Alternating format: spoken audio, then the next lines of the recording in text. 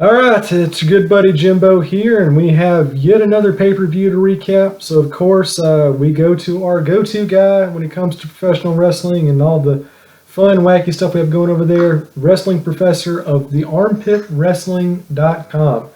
WP, anything you want to say to get the show started? No, thanks for having me on again. I did attend Payback and Raw in person, so I hope to provide a live perspective. And it's actually armpit-wrestling.com. Gotta get the dash in there or else you won't see anything, but thank you. Yeah, for years and years, I think it redirected like a Limp Bizkit fan website, so you don't want to do that for any reason. Make sure you get the hyphen in there. No, I haven't actually been to a WWE show since like 2005, 2006, so just for a filthy casual like me, how has the live experience changed over the last decade? I actually didn't go during that era, mid-2000s, so I couldn't really compare it to then. I went in the Attitude Era, and it's not really that different. I mean, the technology is way more advanced now. You got the screens. The screen is huge. The rampway is a screen. The ring apron is a screen. The ring posts are electronic. Other than that, it's pretty much a well-oiled machine. They've been doing it for decades now. Not much different. Awesome. And before we get into Payback and the aftermath of that particular pay-per-view, one of the big things that's been happening to WWEs of late, totally outside of the ring, and involves the announcer Mauro Ranallo and JBL. So obviously a lot of stuff to trudge over there, but do you have any opinions on that particular scenario and what's going on there? Well, a lot of people have been calling for him to get fired for this, but he should have been fired a long time ago. He's been pulling these stunts for years. What he actually did this time, what set this off was Mauro was, promoting the fact that he won the Announcer of the Year, or close to it, on the Wrestling Observer Newsletter Award on Twitter, and JBL kind of came back with a little, snotty little comment.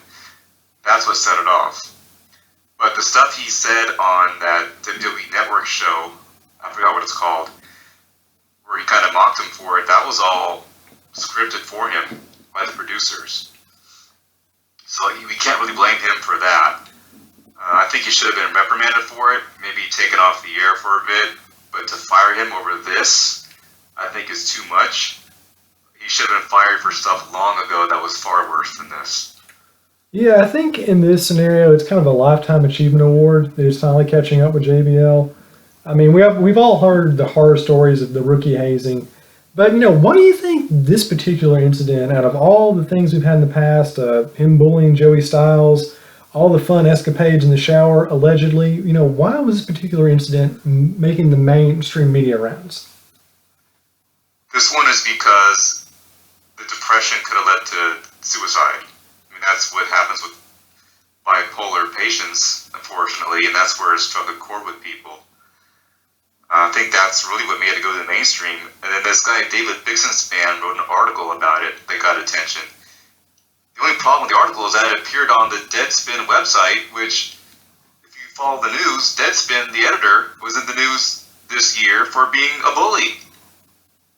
That was just so too ironic for words. I mean, you lose all credibility when you put an anti-bullying article on a website where the guy was all over the news. I don't know if you know the story, but he bullied Ted Cruz supporters to fight him in the octagon, and then Tim Kennedy, the UFC star, came back and said, okay, I'll take you up on that. And the editor of Deadspin just went into silence, went into hiding.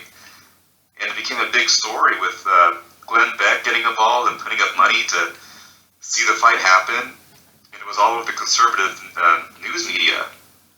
So I thought that was kind of ironic. But other than that, the article itself was valid, and it got picked up in some other places, and that's what made it a big story. Wait. So you mean to tell me that liberals can sometimes be hypocritical? Believe it or not, it's been known to happen, yeah. I can't fathom that. Well, anyway, speaking of things it's hard to fathom, Roman Reigns finally lost. Not only get beaten by Braun Strowman, he got destroyed. So were you kind of surprised by just how one-sided this pay-per-view match was? Not really. I was starting to thinking back to the Brock Lesnar John Cena match from a couple years back where he pretty much squashed him. But Strowman is being built for Lesnar, so we have to go over this way. And if you notice, most of the other baby faces on the card won their matches, except for Bayley, which was inexplicable. I think they were kind of balancing it out for the crowd, because they knew that Reigns was not going over. And they're going to continue the program. It's not the last we've seen of these two, based on the promo Kurt Angle cut last night on Raw. Yeah, and the build-up for this feud and this particular match has been outstanding. You had the whole thing with the ambulance, which was great television. So where do you see these two guys headed now? What's next for Braun, and where do you see Roman Reigns being booked over the next couple of months? Not sure. Like I said, Strowman's being built for Lesnar, but I'm not sure where this leaves Reigns. And like I said, they're probably going to have a rematch down the line. Maybe he'll make more of a comeback in that match, but he still needs to set up Braun for Lesnar, because the money match down the road is Lesnar versus Reigns again. That's the plan for next year's WrestleMania. How they get there is it's kind of hard to predict right now. So what do you think the odds of us seeing another dumpster match with Braun Strowman is? Minimal. I think only Kalisto could have pulled that one off. Yeah, not really the best gimmick match, in my humble opinion, but what do I know? All right, so yeah, quickly just moving down the card, Seth Rollins taking on Samoa Joe in a very ROH kind of affair here. I thought it was a pretty good match. I mean, nothing really spectacular, but just really solid mat work. Do you think the right guy went over in this match? I do, based on what happened on Raw the next night with Samoa Joe coming out. It's funny because, hanging out with the wrestling fans before the show, because, all the surrounding restaurants were full of wrestling fans, of course, and just talking to them, the pre-show buzz was about how this was the most anticipated match. And in the building, it wasn't the case, because of the House of Horrors match just totally took the air out of the crowd. So it's not the fault of the participants. They did their best. I think it was a good match. The crowd just wasn't into it like they could have been. And I blame that on Orton and Wyatt. But I don't blame Orton and Wyatt themselves. I blame the booking of it.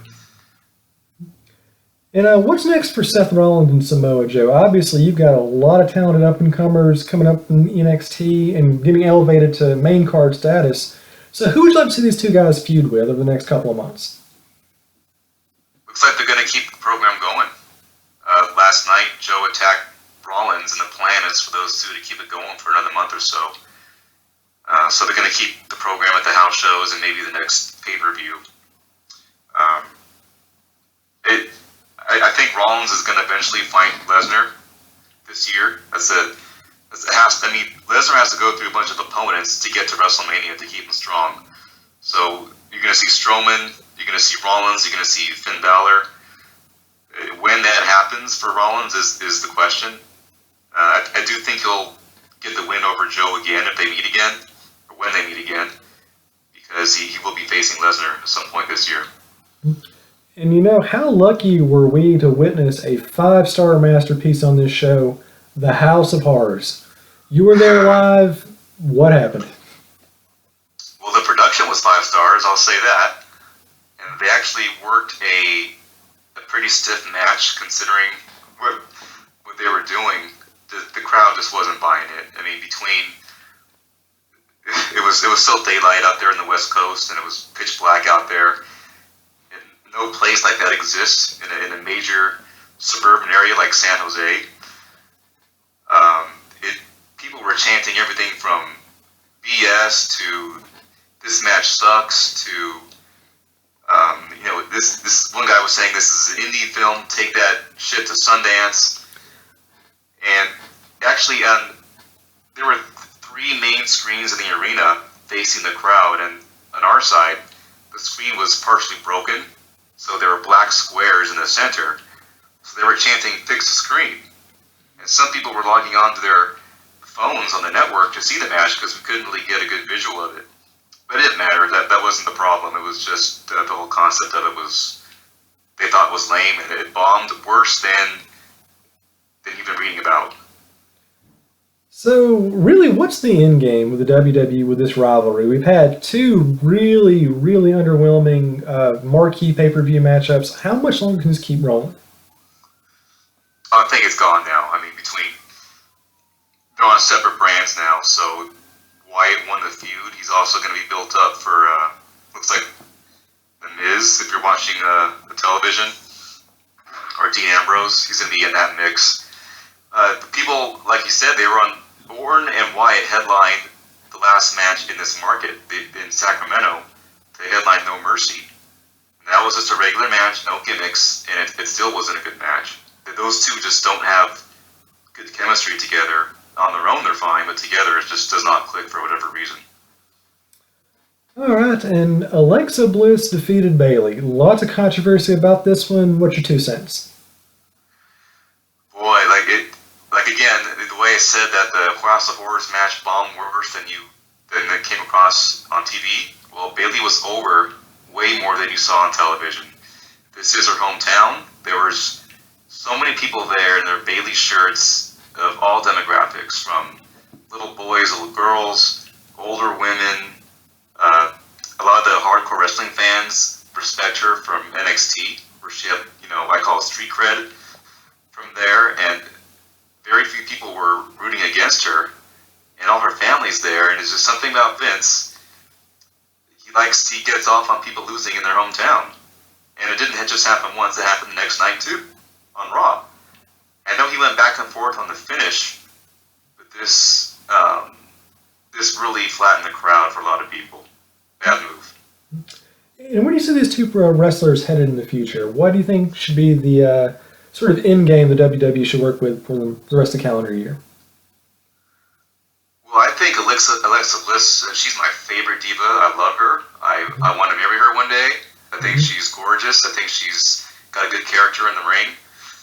I'm not sure where they go next with her, because on Raw, they were teasing a bunch of people, from Nia Jax to Mickie James. She teased going with Bayley a little bit further, which confused me because she beat her clean 2 nights in a row. I think at some point Sasha Banks has to turn heel on one of them. So I really don't know what's going to happen with her.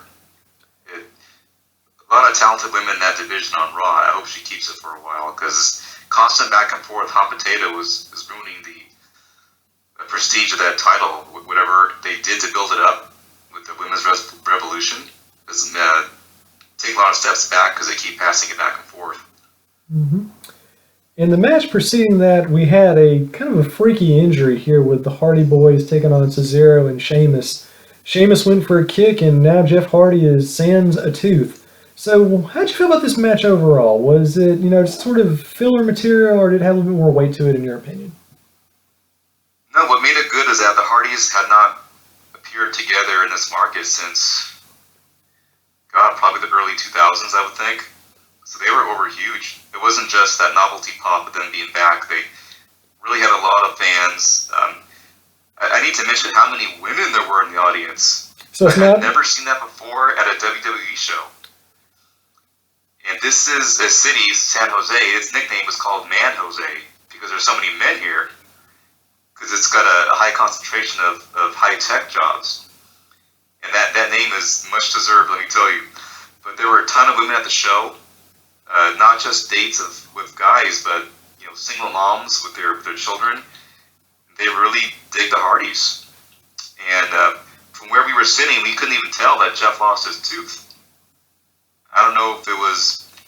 we were on the lower section, too. It might have been the screen. Like I said, it was broken in some areas. But no one around us was noticing or talking about the tooth being gone, so we didn't really see that. And that's the one thing about the show. When I got home, it came across a lot more hard-hitting on television than in the arena. So, no, it wasn't filler at all. It was a good match. And before that, we're going to do a bit of a doubleheader. We have 2 WrestleMania rematches. So between the Chris Jericho and Kevin Owens rematch and the Austin Aries Neville rematch, what do you think was the better of the 2? You mean those matches compared with Mania? Just for tonight's show, but then we can contrast and compare with the WrestleMania performances. Well, in Mania, the Neville and areas did not get a chance to shine, but they didn't get a chance here either. Crowd was okay. Those ring ropes and the coloring just, I don't know why they do that, but for whatever reason, it kind of takes the crowd out of it. Good match. The finish was just awful.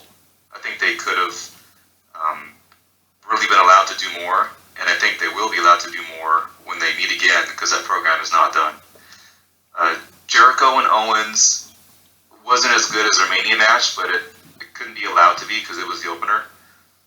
A lot of people expecting Owens to win because Jericho's going to be gone for a while, so they kind of gave us the surprise pop there.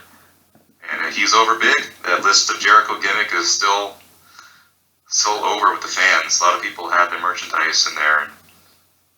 Those were two good matches to open the show, I thought. Okay. And what's the big fallout of this pay-per-view on the Raw and SmackDown brands? What big things happened Monday and earlier today? We recorded this on Tuesday, so what's going on? What's the big consequences of this show? I think the most important thing is it separated the brands finally. There was a lot of holdover from Raw, where the rosters were kind of going both ways, like Jericho and Owens, is who's going where. So now they finally solidified, okay, these guys are on Raw, these guys are on SmackDown. So they're kind of starting fresh. They're beginning to build the top mix on Raw is going to be Rollins, Finn Balor, Dean Ambrose, Bray Wyatt. They're going to, I think, work all with each other, and Lesnar's kind of waiting in the wings. I know he's wrestling on the next pay-per-view, but it's not 100% decided who he's going to face. So they're kind of just lining up challengers for him. And on the SmackDown side, not really sure where that goes. If we're getting Jericho eventually, he'll come back, and that brand needs some star power desperately. And where Nakamura fits into that, I still don't know. I guess I've not seen SmackDown tonight because I don't have cable. I will be seeing it later tonight, so I'm not really sure where. Probably could have answered that question better if I saw the show tonight. Yeah, and one of the things that I'm really excited about is the next NXT show, because we've got Bobby Roode defending the title against Kenta, a guy who I've been a huge fan of for decades and decades now. I want to see him in the WWE. Where do you see these two performers in particular headed over the next year? Are you going to stay in NXT, or do you see them being elevated to main card status? I think they're going to stay in the brand a little bit longer than we would hope. NXT lost a lot of talent when they lost Nakamura and the Revival. But so they're kind of building around Bobby Roode. So I think he's going to stay maybe until next year. I wish he'd come up sooner because he's not getting any younger. As far as Hideo Itami, the guy is so injury prone. He hasn't really had that long run at NXT that the company wants him to have. And a lot of it depends on how Cassius Ohno gets over and where Adam Cole goes. Because right now, Adam Cole is a hot free agent, and he hasn't signed with anybody right now. Probably leaning towards NXT, and he himself has said he wants to go to NXT first. And if that happens, I think that would increase the chances of Bobby Roode coming up, because Cole's a natural cocky heel. That might take away from Roode's game, because that's his role too. But Bobby Roode is tailor-made for the main roster, and if not WrestleMania, I'd like to see him on maybe after SummerSlam come up, because he's more than ready for it. And how long before they introduce Eric Young into NXT and make a little Team Canada reunion? I don't see that happening. I don't see them copying TNA angles ever in our lifetime. Our loss. All right, but I do think Sanity will be on the roster sooner than you think, and they're being protected, and it's a big presentation when they come out, big entrance and all that. I'm not sure about the characters, the talent involved, aside from Young, if they can get over the main level, but I think they're going to get a chance. And just outside of the WWE, what do we have to look forward to over the next month? Oh boy, I guess I'm looking forward to the New Japan shows in Long Beach. There's still a question. I think Jim Ross posted yesterday that it's either going to be a TV taping for both, a TV taping for neither, or a TV taping for one day and the other day is live. And so what they do with Kenny Omega is going to be really interesting because he's only under contract for, I think, until next January or February. And the rematch between he and Okada is obviously what everyone's looking forward to. And the question is, do you have him go over to appease him, get him to re-sign with you? Or do you think, okay, well, he's going to leave us anyway, do we not give him the title at all? That's up to, that's the decision that Gedo has to make as the booker. And it's not an easy one. But New Japan needs to recover because they lost, Hanma and now Shibata with that head injury, which was just really unfortunate. So they need to do some rebuilding themselves, especially if they lose Omega next year. There's also talk that Adam Cole might sign with them. And I think he's in a really good position right now because New Japan needs that talent. So they might make a play for him. And yeah, going back to the Shibata injury, if you're not, checking out the Armpit regularly, you're missing a lot of good content. You can sign up for emails. And you did a very good article recently about an earlier event in Japanese wrestling, which kind of foreshadows what happened with Shibata. So can you tell us a little bit about that? I think it's a really interesting kind of go over, and maybe you might see some procedural changes to wrestling because of this. Yeah, head injuries are nothing new. We just know more about them now. And the article you're talking about was happened in All Japan. I think it was 2011, Harai and Taru, where Harai, he already had a head injury from some chair shots, and he had stitches, and then he goes and has a backstage fight with Taru, where Taru just unloaded on him, hit him in the head several times, and the team members are standing there watching, doing nothing. Then after that, he goes and has another match that night. And gets another chair shot to the head and ends up collapsing in the ring. And it kind of, when I read that whole story, it just reminded me what happened to Shibata. Obviously, there was no violence involved, but the same kind of thing where he had the head injury and collapsed, and his career is most likely over. And it kind of made me nervous last night watching Jack Gallagher, because he does the work headbutts, is one of his finishing maneuvers. And it just looks way too risky. I've seen the heads going back and forth. And it's been fine so far, but just you're off by a couple inches and you can get really, really hurt. And there's no comeback from this. Harai has not wrestled since. Mm-hmm. It's a trend that has to go away, especially in those foreign countries where the regulations and science isn't like it is over here. Oh, the home of the freak show fight in MMA. I mean, whoever says Japan has regulation problems? Right. And I really can't put over the Armpit enough. I mean, I know I used to ride for it, and we have a really long background here, but it's such an entertaining site. And I was reading it earlier today, and you have the special about Marty Jannetty and all of his backstage exploits. They all seem to kind of tie into drugs, and you have a fantastic article about Mr. Perfect spiking the WWF locker room coffee pot with GHB. And I haven't laughed like that in a long time. It's just such a great website, and you have so much great material. And even if you're not a wrestling fan, there's something there for everybody. It's really good satire, really good, historical curation of pro wrestling materials. So if you're not at the Armpit, not checking it out at the armpit-wrestling.com, you're missing out on a lot. So yeah, just to wrap up, what do you have cooking in the pot for the Armpit? What things do you have to look forward to over the next couple of weeks? Thanks for saying that, by the way. Just posted a new article before this call. A little satire piece on Jeff Hardy meeting the Tooth Fairy.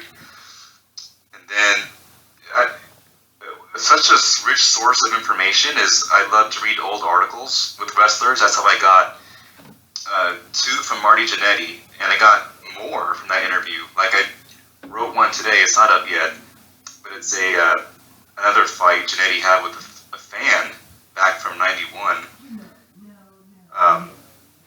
And then all the podcasts you hear. I mean, I listen to about a dozen podcasts a week, and each one is just filled with old road stories and fight stories. So it's just a matter of finding them, researching them, digging up old newsletters. I want to make sure that they get exhaustive research, that no stone is unturned, and we get everything in there. Says that the authority and all the famous ribs and road stories and fights, and that's the most popular stuff on the site. So I try to feed that, and there's no shortage of interviews that I got just stacks and stacks from the 90s and 80s and the 2000s. I'm just gonna go through them and find the gems and expand on them and turn it into what you see in the site today. Yeah. And I gotta say, you're one of my favorite sites out there. Love checking it out. All of our viewers, readers, listeners, whatever, need to check it out as well. So yeah, I just want to thank you so much for giving us another update on the wacky world of wrestling, WP. And just to wrap up, I have one final question for you, something I haven't been able to answer all week. Why in the hell would you name a pay-per-view Great Balls of Fire? Good question. They'll turn down War Games and most of the old Dusty Rhodes, WCW, NWA ideas, but they'll take that one. Yeah, that's a good question. Yeah, nothing like equating your product with a 14-year-old child molester, right? You're right. Although I do hope they use some mainstream music to get the pay-per-view over, because that worked for remember the SummerSlam '98? Oh, with Highway to Hell. Yeah. Yeah, I think that was a big part of that show being really, really successful. It's one of the most purchased pay-per-views in the company history was the Highway to Hell, Austin and Undertaker. So anything that does more of that is a good idea to me. Just not Great Balls of Fire. Yeah, less Jerry Lee Lewis song titles for pay-per-views and more Wasp albums. Right. And this is coming from a guy who saw Little Richard at the James Brown. He was at the WCW show Super Brawl '99 or 2000 in the Cow Palace out here in San Francisco. That was funny because they didn't even promote it. He just showed up unannounced, and it got over. But why would you pay someone that kind of money to show up and then not promote it? Well, the answer there, I think we all know, it was WCW. Exactly. Once again, thank you so much, WP. The armpit-wrestling.com. Check it out. You won't regret it. And yeah, we love having WP on the show. We'll be seeing you in the next pay-per-view. Thank you. All right. See you later. All right, take it easy. Thank you.